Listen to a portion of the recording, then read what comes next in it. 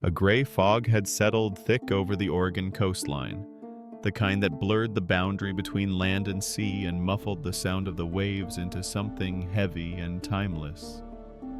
Tessa had been walking alone for nearly an hour, her boots sinking into damp sand, the salty wind tangling her hair. There was no real destination, just motion, just escape. Somewhere between the weight of a ruined engagement and the echo of a job she no longer had, she had driven west until the highway ended and the ocean began. Now, here she was, half lost, half hoping she'd disappear into the mist like the sea stacks rising ghost-like from the surf. At first, she thought the shape floating beyond the break was a log. That's how she explained it to herself anyway. Storm-tossed driftwood, bobbing and rolling like the wreckage the sea always gives back. She kept walking, head down, watching the froth retreat and return with every wave. But the log was moving. No, swimming, and not aimlessly. With dreadful certainty, it began to cut a line through the water directly toward her. When it rose from the waves and lumbered onto the shore, her mind rejected what she was seeing. It was a bear, massive, soaked, and black as an oil slick. Its fur clung to its body in thick ropes, water pouring off its limbs as it took slow, deliberate steps. Tessa froze. Her breath caught in her throat. This wasn't a place where bears casually strolled out of the surf like forgotten gods. It was wrong, unnatural.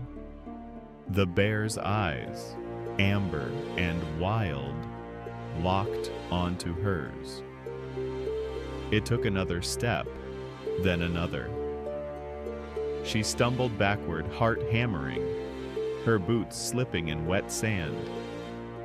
Her feet went out from under her and she hit the ground hard, the shock knocking the wind from her lungs. She scrambled, trying to stand, but the bear was already there. Towering over her, its breath steaming in the cold air, claws sunk into the sand only feet from her face. And then, nothing. It didn't growl, didn't charge. It simply stood there, staring. Not with hunger, not with rage, but something else. Something that felt impossible to name. It turned, just like that. Turned and began to walk inland, toward the bluffs. It stopped once and looked over its shoulder. Not threatening, almost expectant. Tessa, still panting, still shaking, found herself rising, drawn forward by something that made no sense. Her rational brain screamed at her to run the other way, to put distance between herself and a predator, but her legs carried her after it. One step, then another, until she was following the bear up the dune, away from the beach, into the unknown. A week earlier, her life had been unrecognizable. She had been a senior creative at one of Portland's most celebrated marketing agencies, an industry darling with awards on the shelf, a salary most envied, and a trajectory that seemed unstoppable. She and Lucas, her fiancé, were the kind of couple people admired with a touch of resentment. He was a civil engineer turned app developer. Smart, kind, funny. They hiked on weekends, cooked dinner together, had inside jokes about their matching coffee mugs and playlists they curated for road trips. Lucas had proposed to her on a mountaintop at sunrise, a cliché made beautiful by how genuinely happy they were. But perfection is a fragile lie, and pressure has a way of shattering it. Lucas's startup hit a financial wall.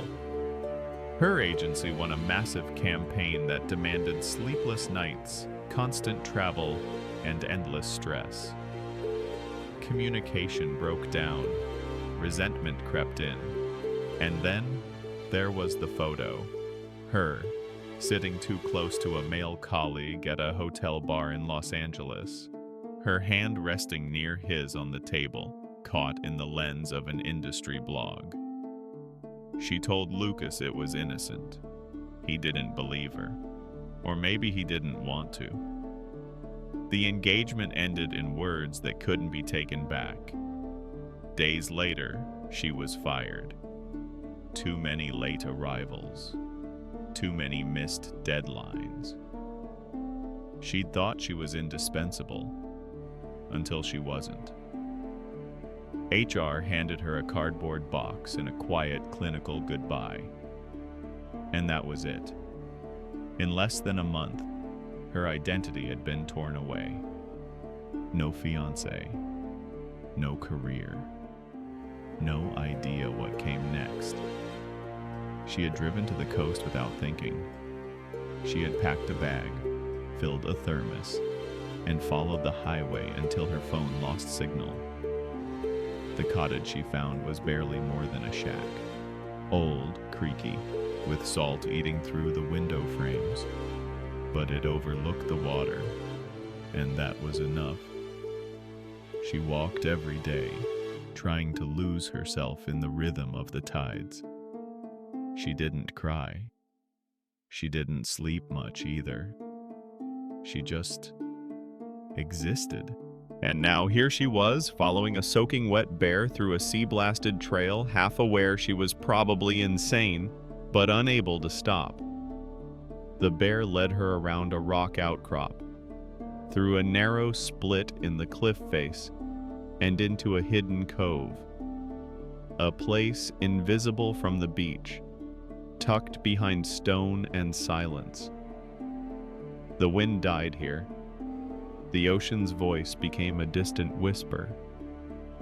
What greeted her was not the peaceful sanctuary she expected, but a graveyard. The cove was littered with garbage, old fishing nets, oil-slicked crates, plastic jugs, ropes twisted into grotesque knots. There was an acrid smell in the air, thick and chemical. In the center of the cove, tangled in a mass of netting and black sludge, something moved. Tessa crept closer, eyes adjusting to the dim light. Her stomach turned. It was a cub. Not a bear cub, something smaller. A sea otter. Young. Its fur matted and coated in oil. Its limbs twitching weakly as it tried to free itself. Tessa's heart cracked open. She dropped to her knees, ignoring the filth, and began tearing at the net. The cords were soaked in grease and grime, cutting into her palms.